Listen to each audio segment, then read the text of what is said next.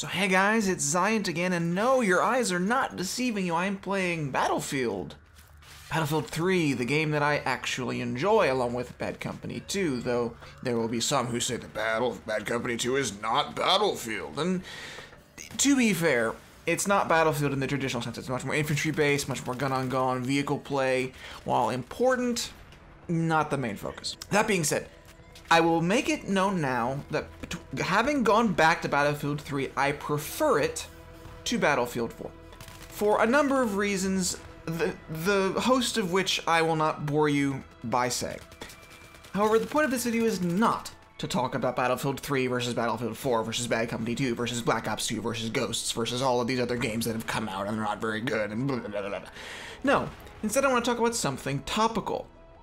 Specifically, E3, and specifically a game we're going to be shown at E3, Metal Gear Solid 5: The Phantom Pain. Now, where the hell did that come from? Well, I don't have access to a PS4, an Xbox One, a PS3, or a 360 in my current dements. But I want to talk about the size, the scale of The Phantom Pain as it relates to how scale works in the industry in general. Now, Hideo Kojima has spoken and said that The Phantom Pain is 200 times larger than Ground Zeroes, and Ground Zeroes being the first true open world Metal Gear that we have at least seen.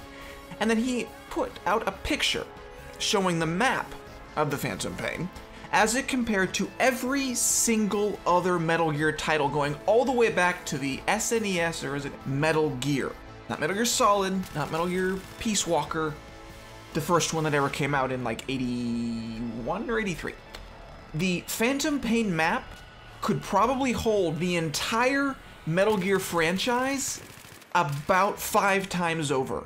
Metal Gear Solid 4, the largest Metal Gear we've ever seen, took up, minus some extra spacing, probably about, if you covered it in a giant red splotch, probably about maybe a sixth of the Phantom Pain map. And of course, Kojima has made the rather audacious claim that the Phantom Pain may not be clearable because it's so huge. And of course, this might be the case because the Phantom Pain has been in the works since Peace Walker, and Peace Walker came out, I think, in 2009, I want to say. So they've had a good 5-6 years to put this thing together, and the E3 demo that they're going to be showing to a closed-door press event is half an hour long and took, apparently, 300 hours to complete. So, now, of course, games that have come out recently take several 100,000 combined man-hours to complete. But if 30 minutes takes that long, there's something to be said for what Kojima's been doing.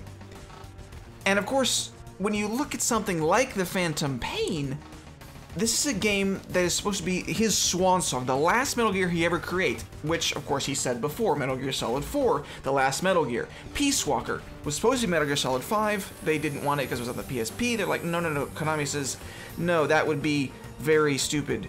Don't make a portable game the last game in one of your most successful series. And then you look at the gaming industry in general and how scale applies, and I think Battlefield is a great analog for this.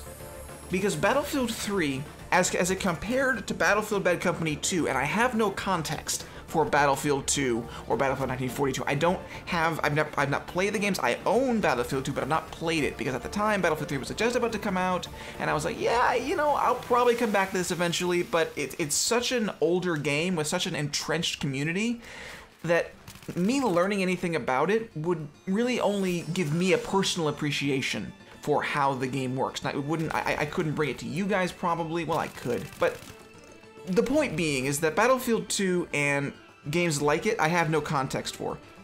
So as far as scale is concerned, I only have Battlefield 4, Battlefield 3, and Bad Company 2 to go on.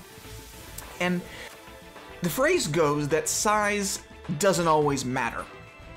And it doesn't, because if you look at Titanfall, Titanfall is a game that is not small, because it has 15 fairly well-sized maps, but as far as content is concerned, it's a little light.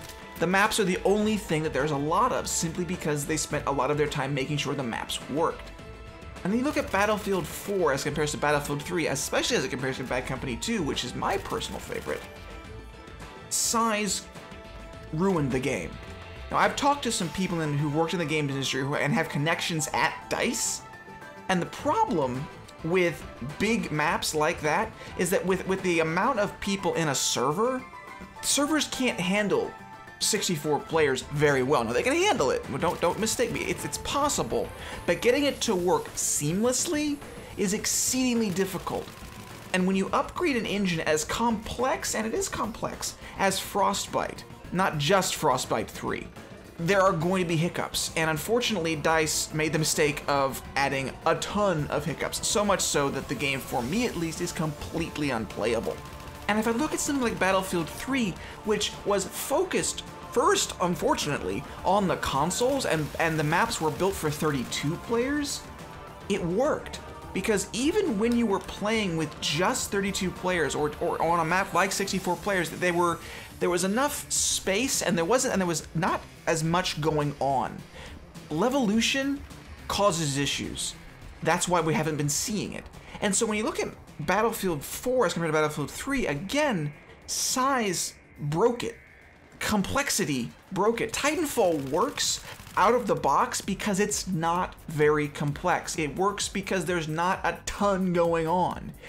And so I'm a little concerned about the Phantom Pain, because if you put a metric shit ton of content in your game, that's fantastic. That adds so much value to your dollar.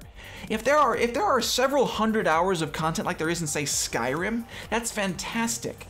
But if it's as buggy and is filled with glitches as Skyrim, without the reputation that Bethesda has embraced as being buggy, and it's not going to be good. Because the difference between a buggy Metal Gear and a buggy Elder Scrolls is that Skyrim and the Elder Scrolls and Bethesda's, they're known for their bugs, and it becomes a humorous thing. It's something that we take as a form of endearment. That same could not be said for Metal Gear, because the game has been, for the most part, gameplay-wise maybe not so much, but the mechanics have been very polished. It's run at a very clean click. And so the Phantom Pain, being as big as it is, even on the next-gen consoles, as we've seen with Watch Dogs, that game, because of the size and complexity, they had to tone it back. And people were unhappy, and rightly so. Even on PC, it's not the game we were promised. And so I guess the story will have to be told when we get to E3. Will the Phantom Pain run on the new consoles, and even the old ones, at the proper click? Will it be a solid 60 frames? Will Kojima and Konami and Kojima Productions be able to put together a game that runs correctly, that runs well, that does exactly everything they promise it to do?